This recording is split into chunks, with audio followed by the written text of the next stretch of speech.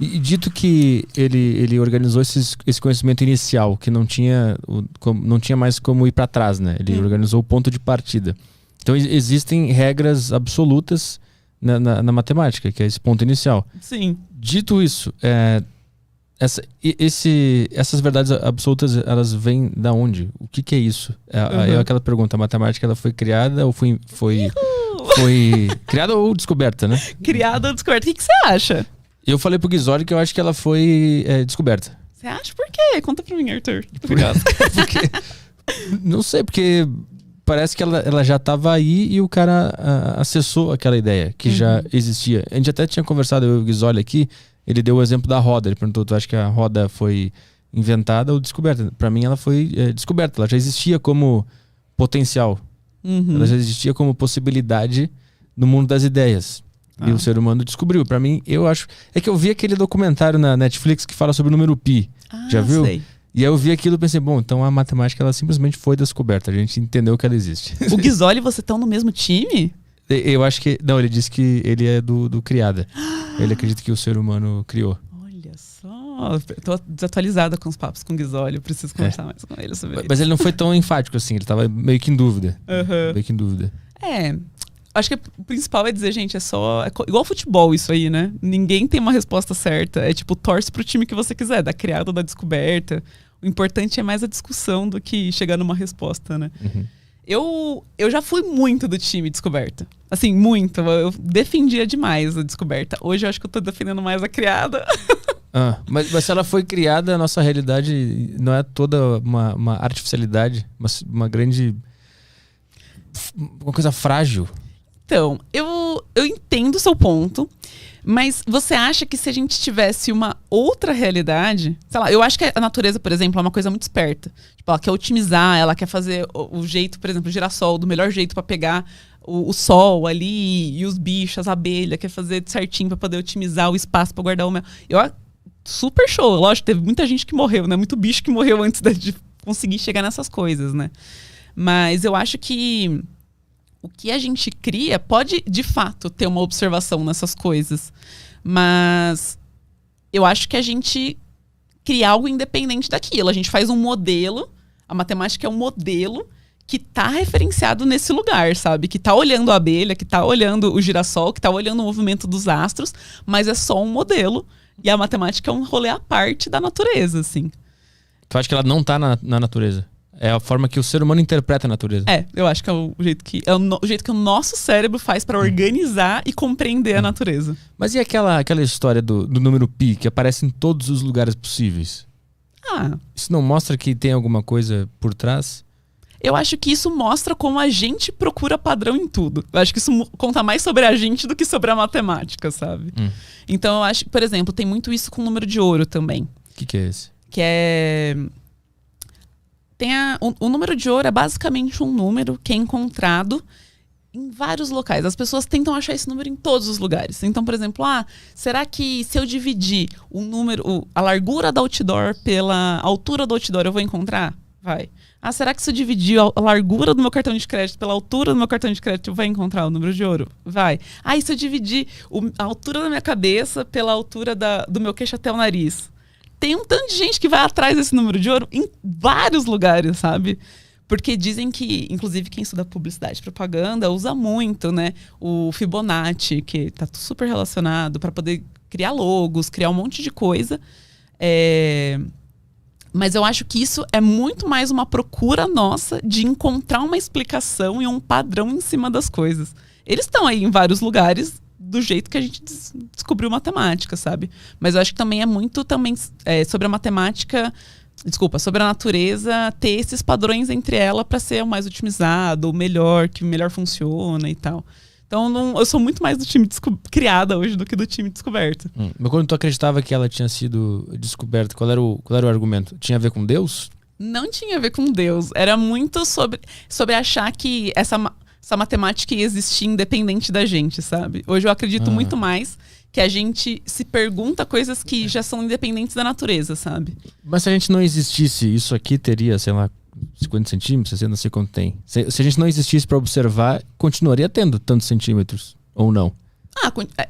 Continuaria tendo comprimento. Centímetro, não sei, porque, sei lá, a gente podia chamar isso daqui de qualquer coisa, sabe? Em medida de tamanho, sabe? Igual o americano chama em pés. Chama, sim, né? seria... Tipo, a gente que cria essas coisas, esses nomes pra essas coisas. Ah, sim, então eu acho que o nome na verdade, que é o reflexo da realidade.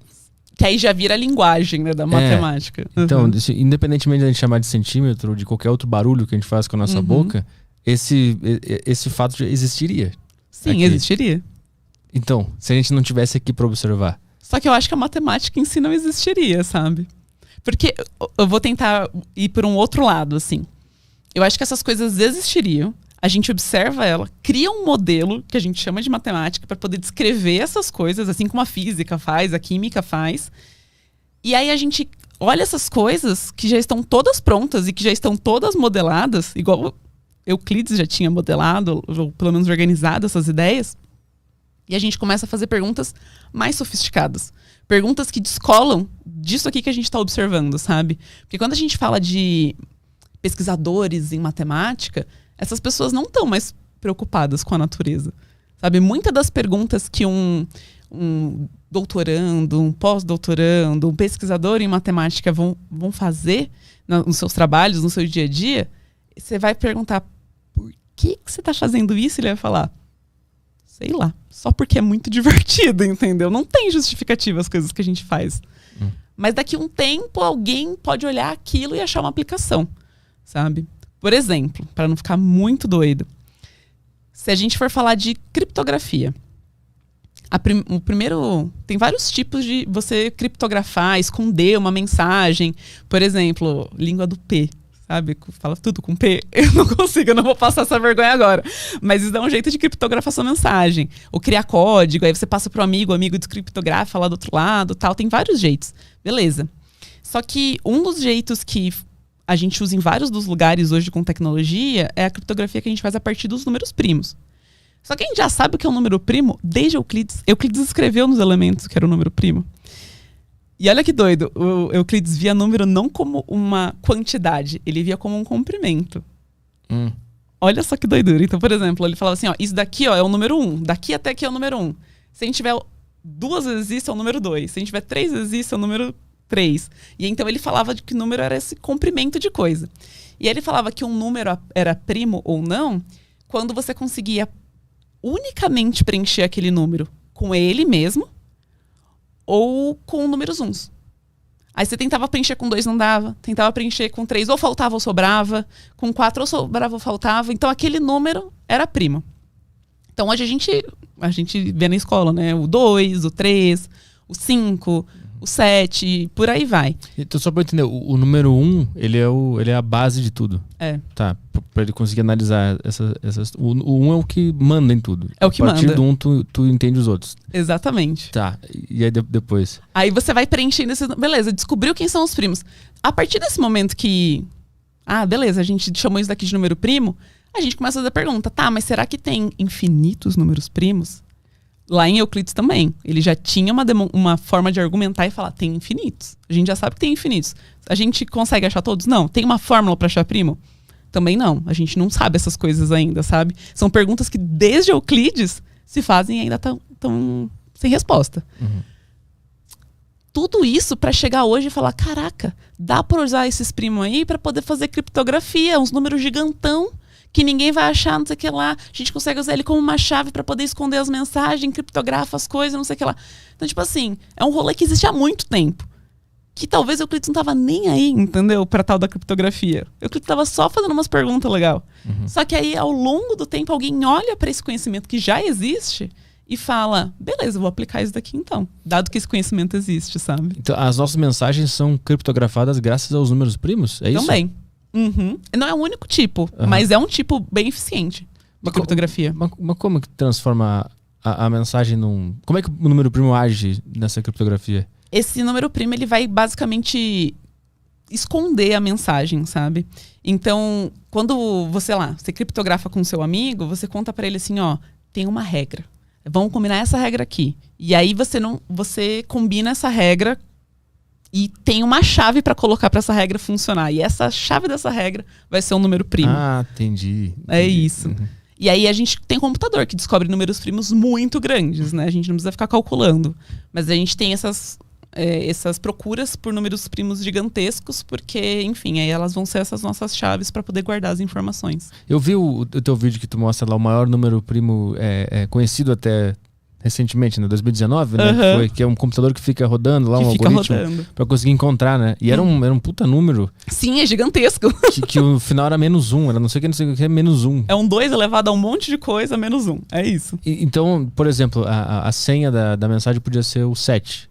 Podia ser o 7. Mas seria muito simples de descobrir a mensagem. Uhum. Então a gente usa esses números maiores, que são primos, para ser a senha da mensagem. Isso. Ah, interessante. Doideira. Interessante. E depois desse ponto inicial da matemática que o Euclides organizou esse livro, tipo assim, quais foram as questões que foram feitas a partir daí? Tem alguma que continua até hoje sem resposta, por exemplo? Nossa, um monte, Arthur.